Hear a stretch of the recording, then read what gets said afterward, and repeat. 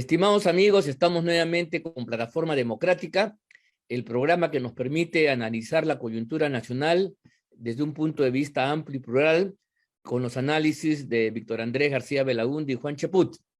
En esta oportunidad, quiero recordarles a todos ustedes que este programa se transmite por el canal VHTV de Cable Más y las redes sociales de la Coordinadora Republicana. Bien, esta semana, en lo fundamental, se ha producido un recambio ministerial que no afecta a lo fundamental, toda vez que permanece el ministro Torres, Aníbal Torres, como primer ministro, y por otro lado, hemos asistido hace unos días a la censura de la ministra de Trabajo.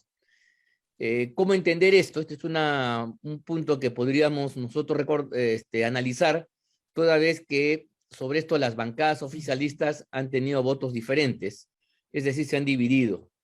Quisiera quizás recordar, para tener una guía de explicación sobre la materia, que cuando se produjo el recambio ministerial, sale el ministro de Energía y Minas vinculado a Perú Libre, a Vladimir Cerrón, el cual había tenido además un altercado con el ministro de Comercio Exterior, el señor Sánchez, en torno al manejo y la negociación de la problemática de conflicto de las Bambas. El exministro había manifestado de modo airado de que había sido prácticamente bajado del helicóptero que iba a ir a las Bambas, siendo el ministro de Energía y Minas, y por lo tanto el responsable más directo del conflicto. Pero parece ser que es el ala caviar del gabinete el que está llevando esta negociación, a través de justamente Sánchez, el ministro de Comercio Exterior, a pesar de que la cartera no tiene mucho que ver con el tema. Bueno, y esto entonces hace que sorpresivamente se produzca algunos cambios ministeriales, entre ellos el cambio de el ministro de Energía y Minas, justamente. Quizás entonces la explicación de por qué un sector de Perú Libre haya votado a favor de la vacancia de Betsy Chávez, de la ministra de Trabajo, obedece quizás a que esta persona, vinculada también al ala caviar del gobierno, digamos, haya merecido este no apoyo que ha facilitado su salida. En todo caso, ha dado lugar a agrias críticas por parte de Bermejo, por parte de otros congresistas que están lamentando que este es un voto a favor de Confiep, a favor de los empresarios, porque le tenían, desde su punto de vista, mucha estima a la ministra de Trabajo, que ya no lo es. En fin, lo que estamos viendo es que mientras pasa el tiempo y abundan las notas que comprometen más a Castillo en actos de corrupción, y hay una inercia fundamental frente a los grandes problemas que el gobierno debiera afrontar, empieza a haber un cierto resquebrajamiento en el bloque oficialista. Sobre esto yo quería conversar con ustedes y, en primer lugar, la opinión al respecto de Vitocho, de Víctor Andrés García Belaúnde. Adelante, Víctor Andrés, por favor. Bueno, ante todo, muy buenos días, buenas tardes a todos ustedes. A Ángel y a Juan, un placer siempre estar con ustedes. Y con los que nos siguen, nos escuchan. Bueno, yo creo que la salida de la ministra se veía venir. Hay que recordar que no solamente era plagiaria, tenía un problema allí grave, sino que además había sido abogada de Orellana. Eso la gente se olvida. Había sido un topo dentro del Congreso porque había sido empleada del Congreso y había sido abogado de Orellana y presentó escritos con su firma y sello en nombre de Orellana y lo visitó inclusive en la cárcel. Así que era una persona pues de moral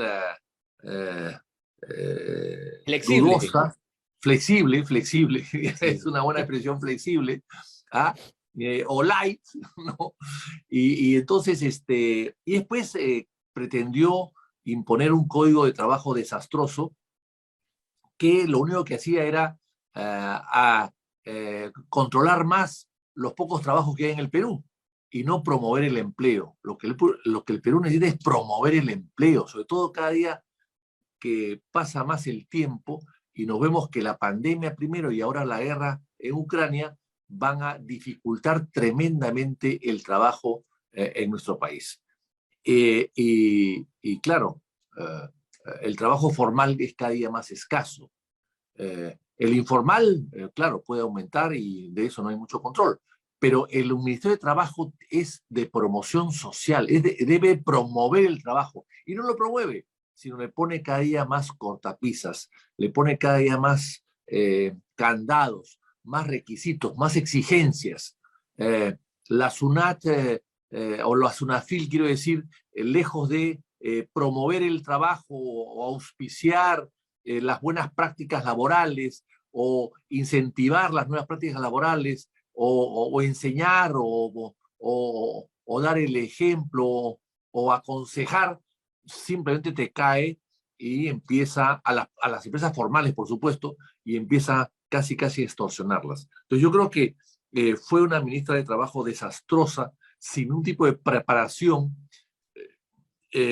con conducta muy cuestionable y además defendiendo a capa y espada a Orellana, que fue, como todas saben, una organización criminal que surgió de abajo y que fue creciendo y copó las instancias del gobierno. Así que con todo eso me parece que está bien sacada. Ahora, ¿por qué no se fue antes si sabía que iba a salir?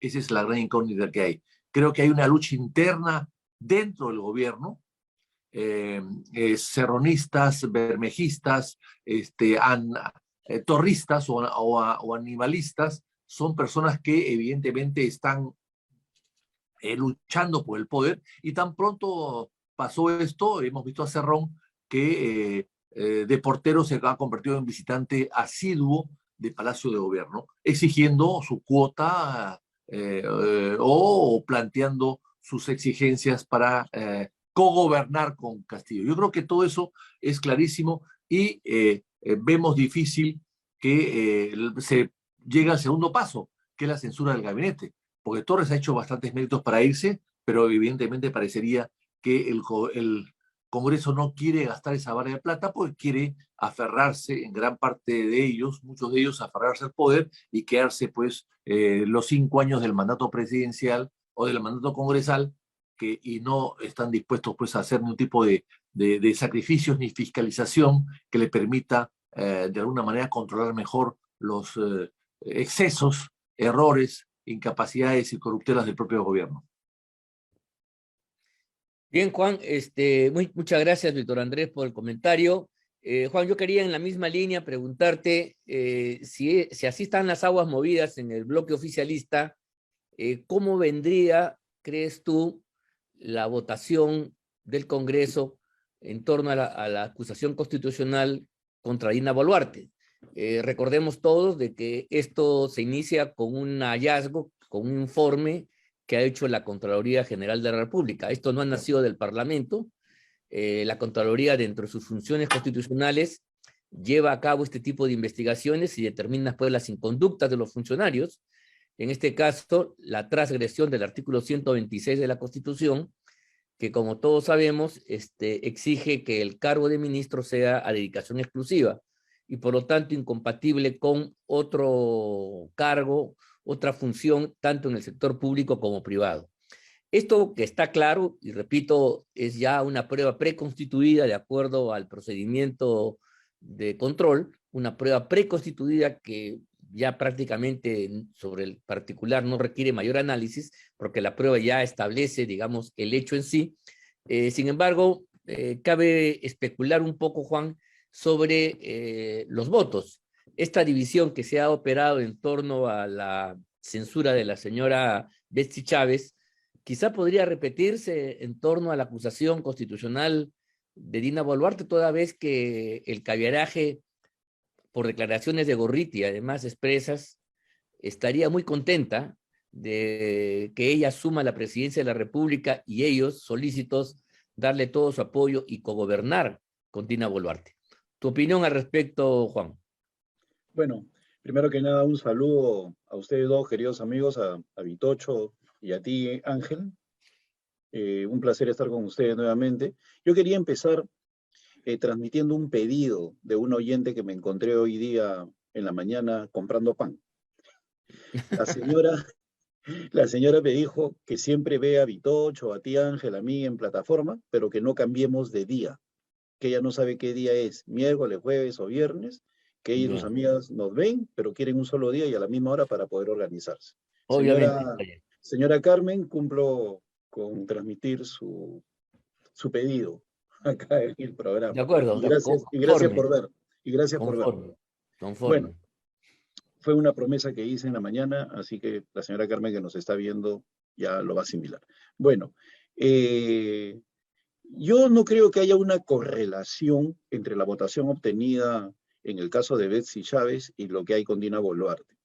Yo creo que la falta de voluntad política para hacer control político con este gobierno en el Congreso es evidente.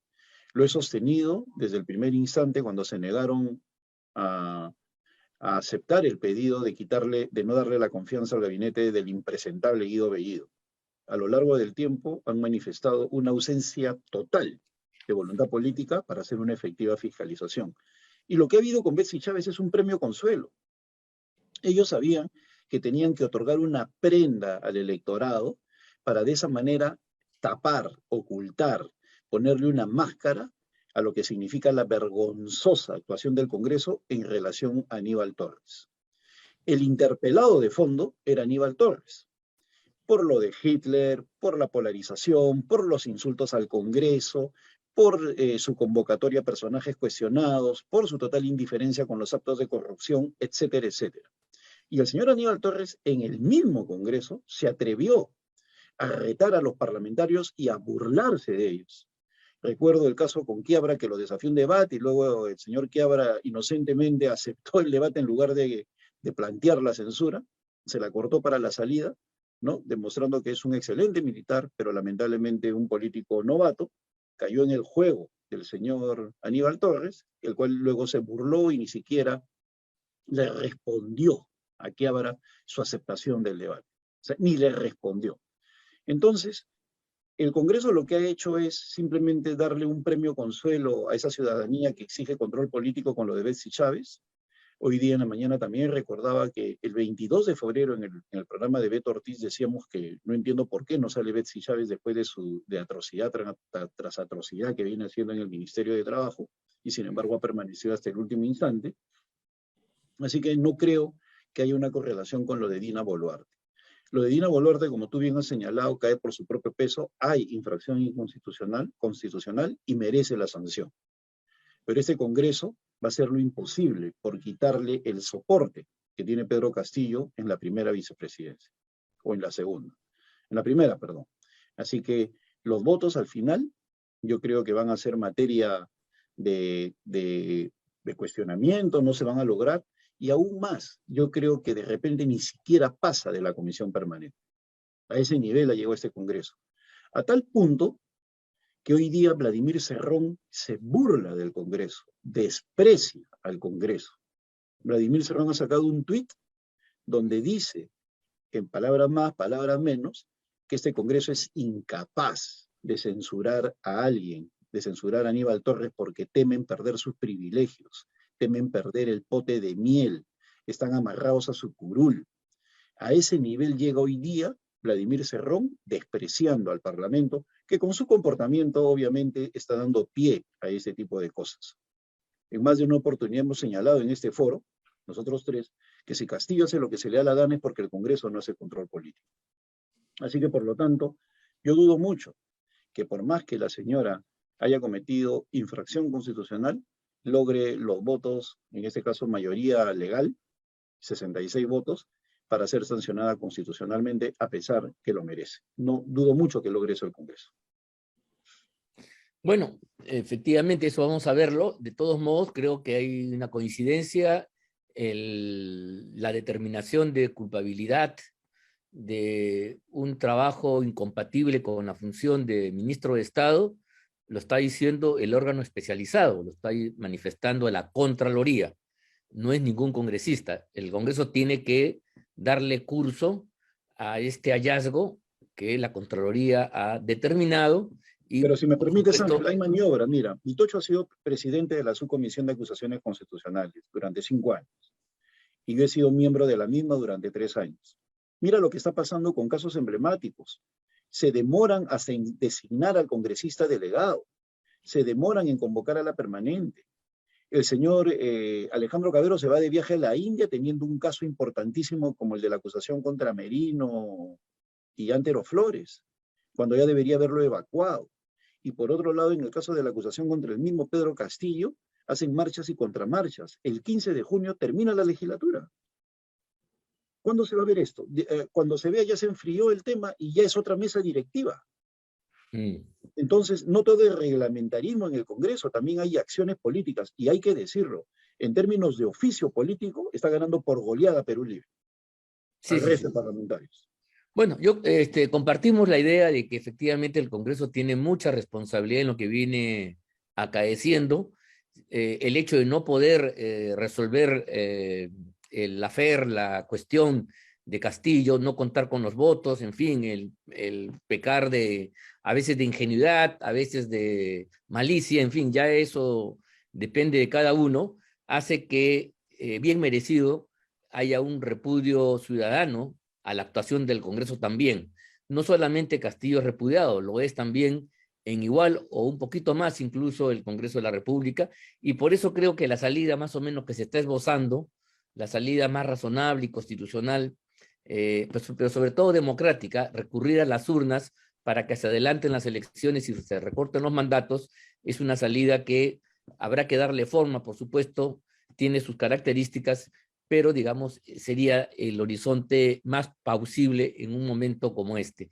Pero yo quería un poco cambiar de tema para conversar con Víctor Andrés acerca de las revelaciones que está haciendo el señor Samir Villaverde, ¿no? Gran amigo del presidente de la República, ahora lo acusa y ha empezado a entregar un conjunto de audios que por lo menos los primeros que hemos visto en el programa de Philly Butters son bastante explosivos, porque si bien es cierto que todavía no están en funciones gubernamentales, estos audios son antes de la asunción del mando, antes del 28 de julio, sin embargo, revela pues una actitud vil, soez, de capturar los distintos aparatos del Estado para un beneficio que evidentemente no es el del país. ¿Cómo ven ustedes este avance? Este es un tema que lo está viendo la Contraloría, pero podría haber alcances mucho más amplios, toda vez que Samir Villaverde no solamente se ha centrado en los temas de corrupción en el aparato, en los ministerios, sino también ha dicho que había irregularidades en el manejo del proceso electoral, culpando al presidente del Jurado Nacional de Elecciones y a otros funcionarios, sobre los cuales dice que está dispuesto a aportar las pruebas correspondientes. ¿Cómo se ve este panorama? ¿Creen ustedes que esto va a caminar por este lado de las denuncias y el tratamiento fiscal a las mismas? ¿Se va a quebrar el gobierno? ¿Es por ese lado donde se produce la ruptura o no, en su contrario? Sobre eso, Víctor Andrés, yo quería primero a ti preguntarte, ¿cómo ves tú estas denuncias y cuál es el futuro más o menos inmediato que prevés? Yo te voy a contestar a la pregunta, Ángel, pero quisiera hacer un pequeño comentario de algo que acabo de leer en las redes, que es Glencore, que es que fue propietaria de las Bambas, ha sido multada por corrupción en los Estados Unidos por más de $1.500 millones, ¿no? Y yo quiero recordar que cuando era ministro Castilla de Economía, en época de Humala, se presentó en la Comisión de Relaciones Exteriores un convenio de doble tributación entre Perú y Suiza. Yo me opuse y mandé llamar al ministro que se presentó para preguntarle qué inversión peruana había en Suiza y qué inversión suiza había en el Perú. Bueno, el Perú no tenía ni siquiera a Gastón Acurio en Suiza y solamente traía chocolates. Pero Suiza tenía en el Perú a Grenco, las Bambas y otras minerías. O sea, el tratado de doble tributación era para Grenco. Y entonces yo dije, bueno, si es así, es porque Grenco está vendiendo, porque Grenco está en el Perú. Y si están promocionando esto es porque Grenco está vendiendo las bambas. ¿Es verdad o no es verdad, ministro? No, no, no. Bueno, a los 6 meses, Grenco vendió las bambas y cerró $300 millones en impuestos a la renta. Bueno, eso hay que investigar también, porque nada menos que las bambas está hoy día en problemas y fueron vendidos. Si es una empresa corrupta, en Estados Unidos va a pagar una multa. La pregunta es por qué no era corrupta en el Perú. ¿Y por Vitocho, qué?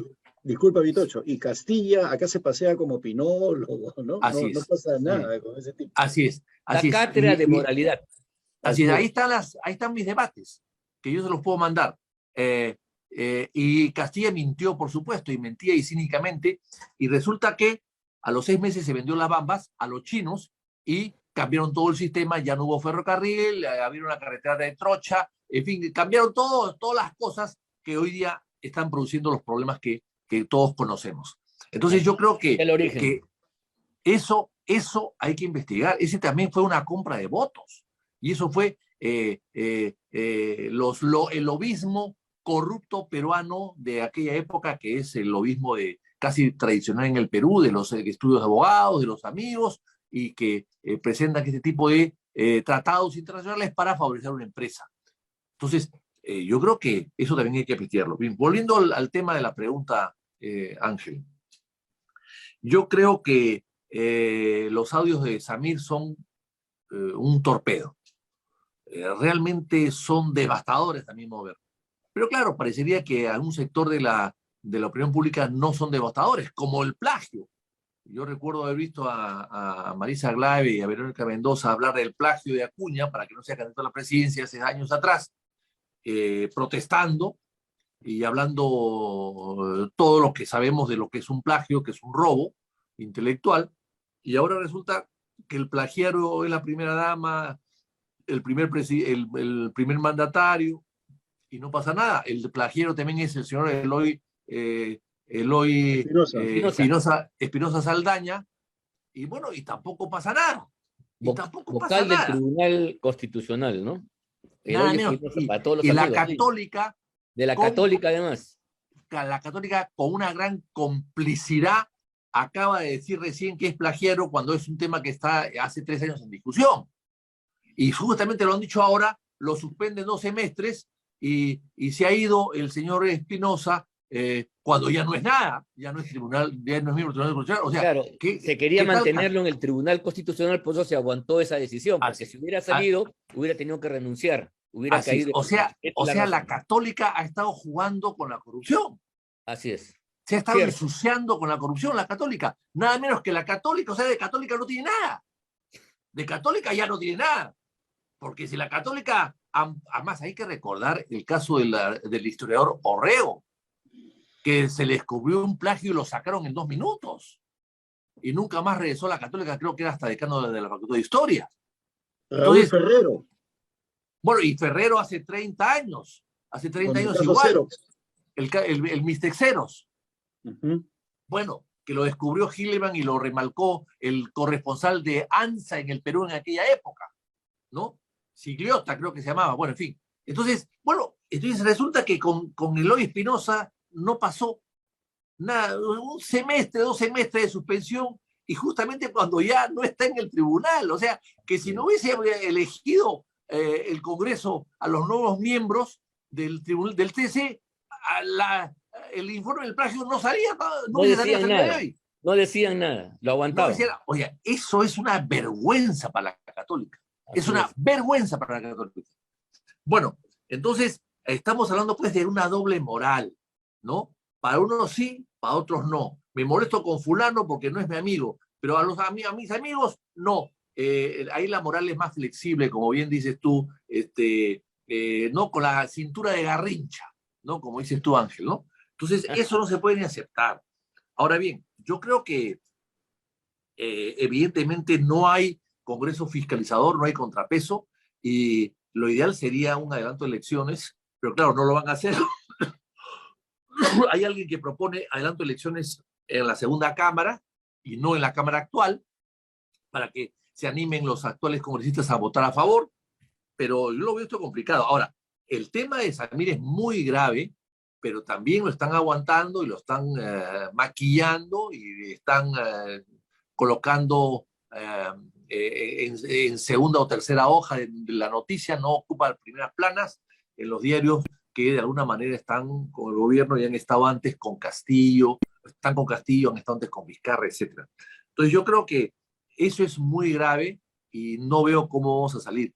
Pero lo cierto es que le estamos permitiendo al señor Castillo cosas que no se le permitían a ningún político en el pasado, a ninguno. Por menos se fue Kuczynski, por mucho menos se fueron otros ministros y jefes de Estado antiguamente. Pero claro, a Castillo se le permite todo, al profesor se le permite todo. Es prácticamente un porfiado, se cae y se vuelve a parar todos los días.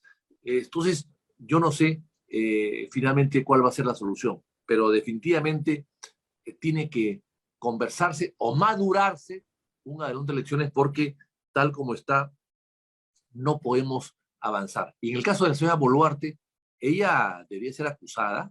Efectivamente, lo que dice Juan es cierto. ¿Cómo es posible que haya 3 congresistas en la India?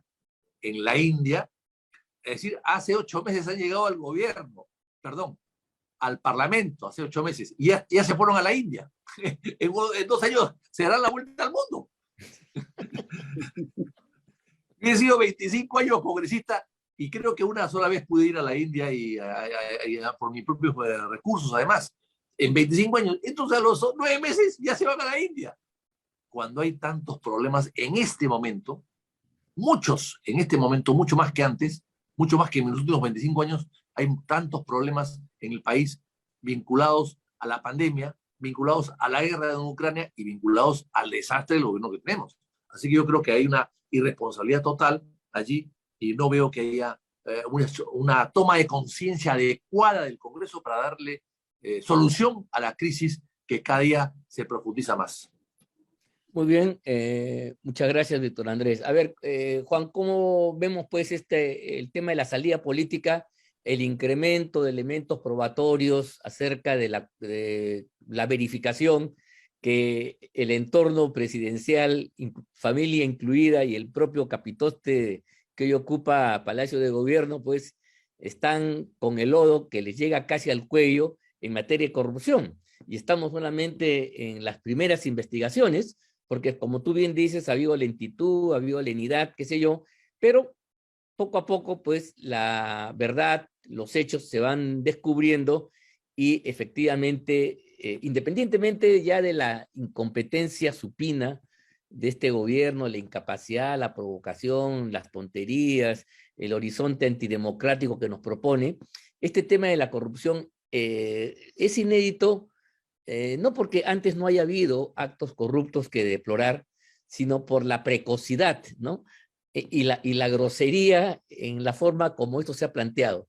Quizás sea por la inexperiencia de la gente, qué sé yo, pero resulta una cachetada, sobre todo a aquellos que de buena fe votaron por Pedro Castillo, pensando que era un humilde y combativo profesor, hombre del campo, de la provincia, que conocía la pobreza, hombre rostro nuevo, que podía cambiar las cosas. Pero vea, el tipo no solamente es un incapaz, ya eso ya lo sabemos, sino además tiene las uñas largas y una vocación de meter a todos los amigos, familiares en puestos, no para sacar adelante a la patria, sino para hacer sus propios negocios. Eso es la actitud. Ahora que Karen López y Villaverde lo acusen a él, mira, no tiene nada de extraño, porque la respuesta que han dado los oficialistas, que son criminales, sí son criminales, pero esos criminales eran de tu círculo íntimo, eran tus amistades, eran personas a las cuales le diste toda la confianza y que ahora digan lo que digan, pues será, por algo será, porque tú le has dado la apertura, le has dado la mano y le has permitido además que hagan los negocios que de modo procaz Pacheco y Villaverde justamente confabulan, piensan, traman antes de asumir el mando, antes del 28 de julio. ¿Cuál es tu visión al respecto sobre esta olla de corrupción inmunda, hedionda, que realmente sofoca a la República? Yo creo que en el Congreso está pasando algo terrible, pero ya no se trata solo de no fiscalizar, sino que ellos han tomado la decisión de quedarse, y esa es la madre de todos los problemas. Y por eso se están ganando el desprecio, ¿no? Ya no es una cuestión de votos, ya no es una cuestión, creo yo, que tenga que ver con el comportamiento del presidente rayano en lo delincuencial e incompetente, sino en que pase lo que pase, el Congreso ha decidido quedarse. Y esa es la madre de todos los problemas, es la que gesta todo este deterioro institucional, es la que impide que acusen constitucionalmente a la fiscal de la Nación, es la que impide de que se pongan las pilas con la Junta Nacional de Justicia, es la que impide que censuren a los gabinetes, es la que impide que las comisiones de investigación sean eficaces. Entonces, ya no es un asunto de inexperiencia, como acabas de señalar. Es un asunto porque después de 9 meses ya no podemos hablar de inexperiencia. De Ya es verdad. un asunto de voluntad política de no querer irse. Ese es el tema. Es como un conjunto de soldados que no quiere tomar la colina porque pueden morir en el intento. Es como un bombero que no quiere apagar el incendio porque de repente le cae una viga ardiendo. ¿No? Es gente que no quiere cumplir con su deber histórico, político.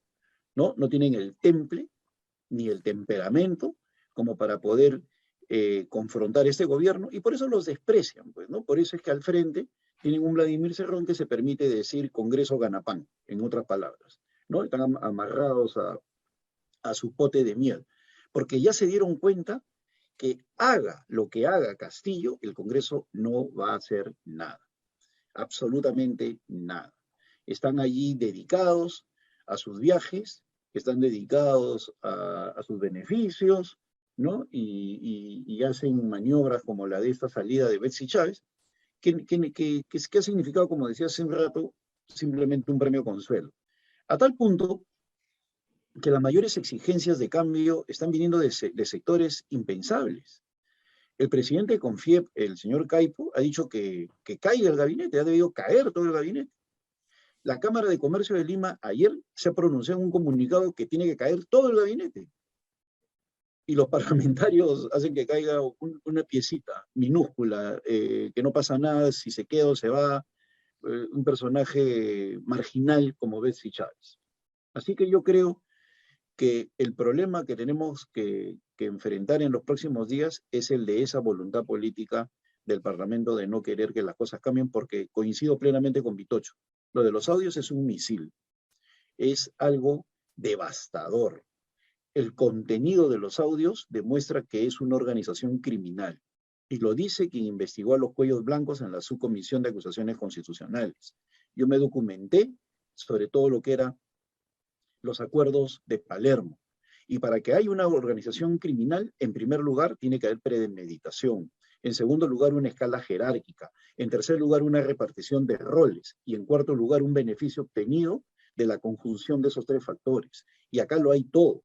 Hay una escala jerárquica con Pedro Castillo, hay un reparto de roles. Cuando escuchas tú a Samir Villaverde con el individuo Bruno Pacheco, ya tú vas para acá, yo voy para acá, en 3 meses ganamos, ¿no? Hay alevosía, hay estructura, por lo tanto es una organización criminal. Estamos en manos de una organización criminal que se permite hacer lo que quiere porque el instrumento constitucional que debería hacerle frente ha claudicado, ha capitulado, se ha rendido y se llama Congreso de la República. Ese es el asunto de fondo.